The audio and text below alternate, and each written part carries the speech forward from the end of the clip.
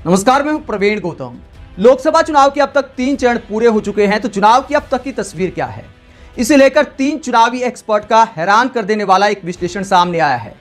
योगेंद्र यादव, श्रेयस सरदेसाई और राहुल शास्त्री 3 चुनावी एक्सपर्ट ने द प्रिंट में एक विश्लेषण छापा है। इसमें दावा किया गया है कि महाराष्ट्र और कर्नाटक में बीजेपी को तीसरे चरण में जितना नुकसान हुआ है, उसके बाद 272 का आंकड़ा भी छूना मुश्किल है, यानी बहुमत का आंकड़ा छूना भी मुश्किल दिखाई दे रहा है। यह कहते हैं योगेंद्र यादव, श्रेयस सरदेसाई और राहुल शास्त्री। द प्रिंट के इस विश्लेषण में दावा किया गया है कि पहले 2 चरणों में बीजेपी को 20 सीटों का नुकसान हुआ था और अकेले तीसरे चरण में भी 20 सीटों का नुकसान हो सकता है। 20 सीटों का मतलब यह है कि जो सीटें पहले बीजेपी ने जीती थी उसमें से 20 कम होने का दावा किया गया है पहले 2 चरण में, और तीसरे चरण में अकेले 20 सीट कम होने का दावा किया गया है। इसमें कहा गया है कि कर्नाटक और महाराष्ट्र में सबसे ज्यादा नुकसान हुआ है। तो यह विश्लेषण कहता है कि अगर बीजेपी को बहुमत भी हासिल करना है तो आगे के चरण में अच्छा प्रदर्शन करना होगा। यह 3 चुनावी एक्सपर्ट की भविष्यवाणी है।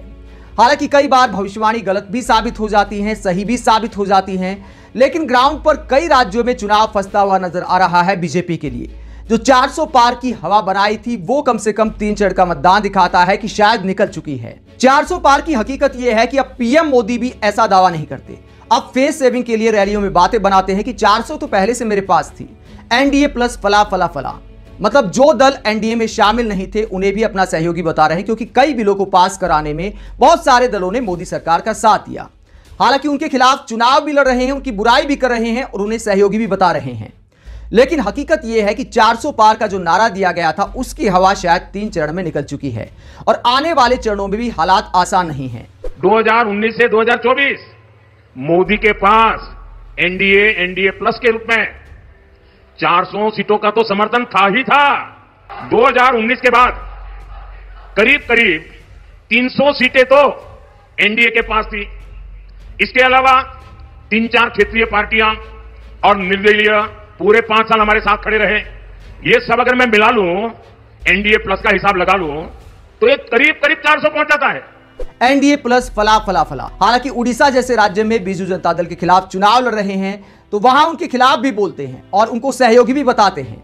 ये भी दावा करते हैं कि यहां सरकार बदलने वाली है, यहां की सरकार ने अच्छा काम नहीं किया और उनको सहयोगी भी बताया जाता है। 4 जून पर यहां बीजेडी सरकार की एक्सपायरी डेट लिखी हुई है।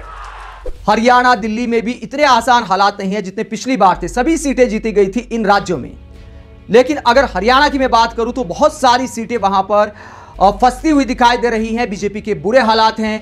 3 विधायक हरियाणा में कल साथ छोड़कर कांग्रेस के साथ आ गए, जो सरकार के सहयोगी थे, और कांग्रेस का दावा है कि सरकार अल्पमत में आ गई है। तो नेताओं का भागना, सहयोगियों का भागना दिखाता है कि जमीन पर हालात मुश्किल है। इसीलिए शायद राजनीतिक एक्सपर्ट भविष्यवाणी कर रहे हैं कि 272 का आंकड़ा भी छूना है तो बीजेपी को आने वाले चरणों में अच्छा प्रदर्शन करना होगा। और दोस्तों, ये तब है जब मीडिया पूरा साथ दे रहा है।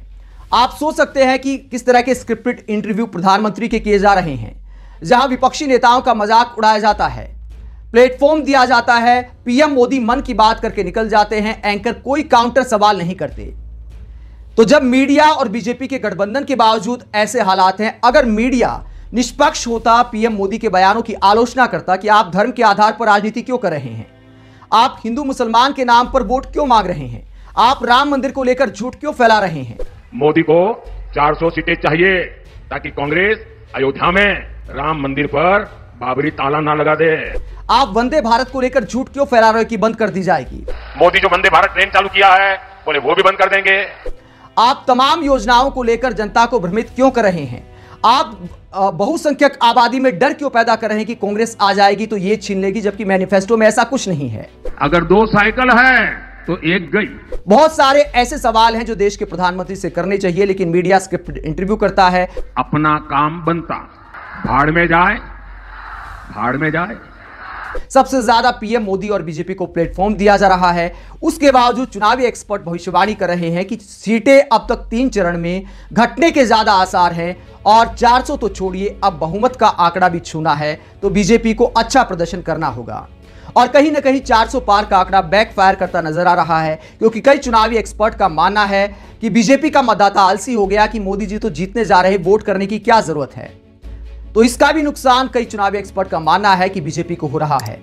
आप अब तक के मतदान और चुनावी रुझान को लेकर क्या सोचते हैं, कमेंट बॉक्स में अपनी राय जरूर दें। अगर आप हमारी पत्रकारिता को पसंद करते हैं तो थैंक्स के ऑप्शन का इस्तेमाल करें, वीडियो को लाइक करें, चैनल को सब्सक्राइब करें। नमस्कार।